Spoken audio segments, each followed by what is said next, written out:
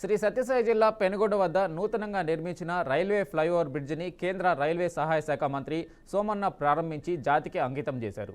ఈ కార్యక్రమంలో రాష్ట్ర మంత్రి సవిత, హిందూపురం ఎంపీ బీకే పార్థసారథి, జిల్లా ఎమ్మెల్యేలు పాల్గొన్నారు.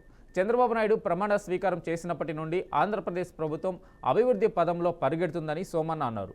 ప్రధానమంత్రి నరేంద్ర మోడీ అభివృద్ధి వైపు ప్రతి రాష్ట్రాన్ని నడిపిస్తున్నారని కొనియాడారు. నత్తనడకలో సాగుతున్న రైల్వే బ్రిడ్జిని వెంటనే పూర్తి చేసి ప్రారంభించామని ఆయన తెలిపారు. ఇంకా ఎక్కడైనా రైల్వే బ్రిడ్జి నిర్మాణాలు చేపట్టాలన్నా అరకొరక నిలిచిపోయిన బ్రిడ్జి నిర్మాణాలను పూర్తి చేస్తామన్నారు. ఈ ప్రాంతం అభివృద్ధి కావాలంటే రాష్ట్ర ప్రభుత్వం, కేంద్ర ప్రభుత్వం సహాయ సహకారాలు అందించాలన్నారు. ఇప్పటికే భారతదేశంలో రైల్వే శాఖను అభివృద్ధి పదంలో నడిపిస్తున్న ఘనత ప్రధానమంత్రి నరేంద్ర మోడీదేనని మంత్రి తెలియజేశారు. 9,135 ಕೋಟಿ ರೂಪಾಯಿಗಳನ್ನು ಆಂಧ್ರಪ್ರದೇಶ ಆಂಧ್ರ ಸರ್ಕಾರಕ್ಕೆ ಹಿಂದೆ ಇದ್ದಂಥ NDA ಸರ್ಕಾರದ 10 ಪಟ್ಟು ದುಡ್ಡನ್ನು ಕೊಡ್ತಾ ಇದ್ದೀವಿ.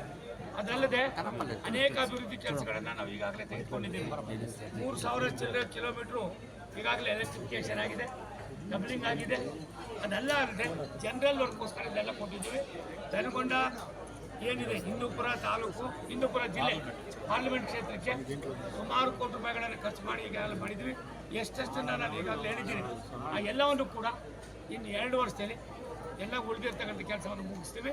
ಸನ್ಮಾನ್ಯ ಚಂದ್ರಬಾಬು ನಾಯ್ಡು ಅವರು ರಾಷ್ಟ್ರದ ಪ್ರಧಾನಮಂತ್ರಿ ನರೇಂದ್ರ ಮೋದಿ ಅವರನ್ನು 3ನೇ ಬಾರಿಗೆ ಪ್ರಧಾನಿ ಆಗಬೇಕು ಅಂತ ಮೊದಲು ಒಂದು ಸಂದೇಶವನ್ನು ಕೊಟ್ಟವರು ಸನ್ಮಾನ್ಯ ಚಂದ್ರಬಾಬು ನಾಯ್ಡು ಅವರು. ಹಾಗಾಗಿ ತೆಲುಗು ದೇಶಮು ಮತ್ತು ಭಾರತೀಯ ಜನತಾ ಪಕ್ಷ ಒಂದು ರೀತಿಯ ಅಣ್ಣ ತಮ್ಮಂದಿರಾಗಿ ಕೆಲಸವನ್ನು ಮಾಡಿಕೊಂಡು